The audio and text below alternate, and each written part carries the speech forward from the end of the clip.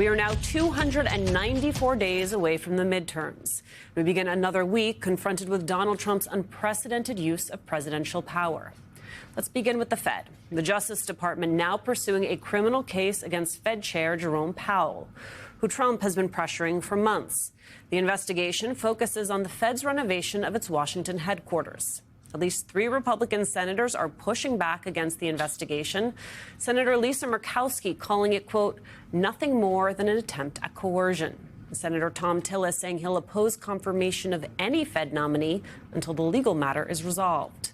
Then there's Venezuela. This Wednesday, we could see the next steps towards a Senate vote on the president's war powers in Venezuela. It comes as Trump asserts his power on social media, sharing an image of a Wikipedia page, calling him the acting president of Venezuela, threatening Cuba to negotiate before it's too late. And in Iran, the Wall Street Journal reports officials say Trump is leaning towards new military strikes as the protests intensify there and the regime continues its violent crackdown. The Journal reports some aides, including Vice President Vance, trying to urge Trump to try diplomacy first. And finally, in Minnesota, the state's attorney general, along with the cities of Minneapolis and St. Paul, are suing the Trump administration to stop the surge of federal agents into the Twin Cities. Protests continue in Minneapolis after an ICE agent shot and killed Renee Good last week. Since that shooting, Trump officials have pledged to send hundreds more agents there. Earlier today, the White House press secretary defended the immigration operation and the ICE officers. This administration will continue to stand wholeheartedly by the brave men and women of ICE, including that officer in Minneapolis who was absolutely justified in using self-defense against a lunatic who was part of a group, an organized group, to interject and to impede on law enforcement operations. This comes a day after Trump called Renee Good a, quote, very violent and very radical person. With that, let's bring in our leadoff panel, Peter Baker, chief White House correspondent for The New York Times, MS Now White House reporter Laura Barron Lopez, Luke Broadwater, Pulitzer Prize-winning White House correspondent for The New York Times. All right, Laura, this is clearly an escalation in what has been a months-long pressure campaign against both Powell and the Fed. Why this? Why now? I mean, it goes back even more than months, right? The president has made very clear time and time again that he's not happy with Jerome Powell, that he wanted interest rates dramatically cut, significantly cut, and he has talked about firing him, talked about getting him to resign, and then just 2 weeks ago was saying that that they were going to potentially file this lawsuit for, quote, gross incompetence. So I think that this is something that the president has forecasted all along that he wants to do. He has people around him who have been in his ear supporting it, including the housing regulator, Bill Pulte, who has very aggressively pushed the president in this direction as well. I mean, it ultimately, I think, comes down to, though, the president doesn't like when people are in positions of power and they go against him, and when there is independence and they're trying to lead a very independent agency. And he wants control over agencies that have historically been independent, whether it's the Fed or whether it's the Justice Department. And you're seeing the president finally get his wish with the Justice Department saying, OK, we're going to launch this investigation. These agencies are independent, though, by design, Luke.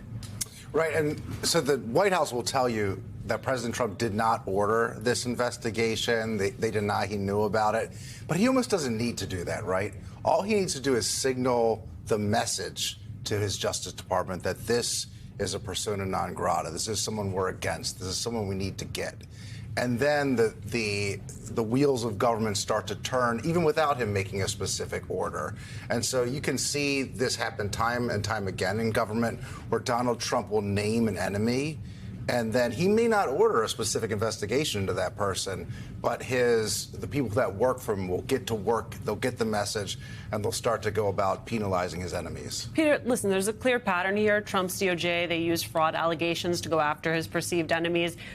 It hasn't actually succeeded in a single case thus far, so why continue to use it as the predicate for investigation? Well, look, he doesn't have to win in order to win, right? He doesn't have to actually convict anybody to accomplish part of his goal. Part of his goal is to send a message. Part of his goal is to intimidate. Part of his goal is to make clear to enemies and adversaries and people he doesn't like that he wields power and he can control their lives to some extent. Look, you know, anybody who's on the receiving end of one of these attacks has to spend money on lawyers, is spending all kinds of hours and time trying to defend themselves. In some cases are, you know, not hireable. Their lives get taken over by these investigations, whether they're legitimate or not. But you're right to say that they have been discredited in so many different ways, usually by the people of the Justice Department who have been told that they need to carry out these investigations and then refuse to, and either quit or are fired, or by grand juries that have refused to go along with some of the indictments in some cases, or judges in some cases, because in not one of these cases so far has anybody been found to have been actually committed an actual crime.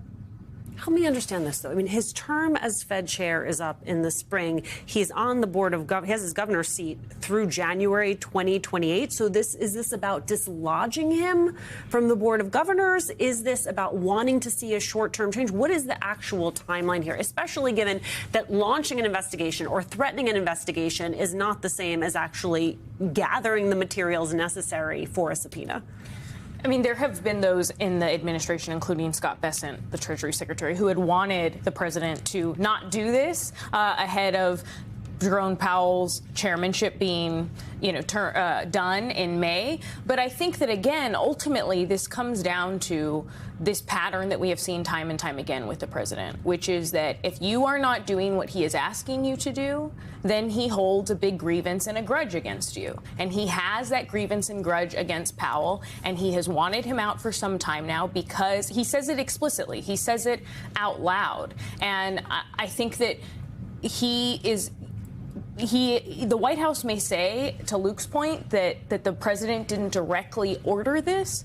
But when you're saying over and over again that I'd like him investigated, that we're maybe going to launch a lawsuit, again, talking about himself in next to the Justice Department, then I think it's very clear that ultimately this is about getting what he wants. And ultimately it's about replacing Powell with someone who is going to be loyal to him. He has said also over and over again that the next Fed chair needs to be someone who is going to listen to me when it comes to interest rates. So that is what I think this is ultimately about, rather than some big strategic play on how long Powell is going to be on the Board of Governors or not. And the other thing I would point out is it's very much on the mind of those in the White House, the midterm elections, the politics of this, and the issue of affordability.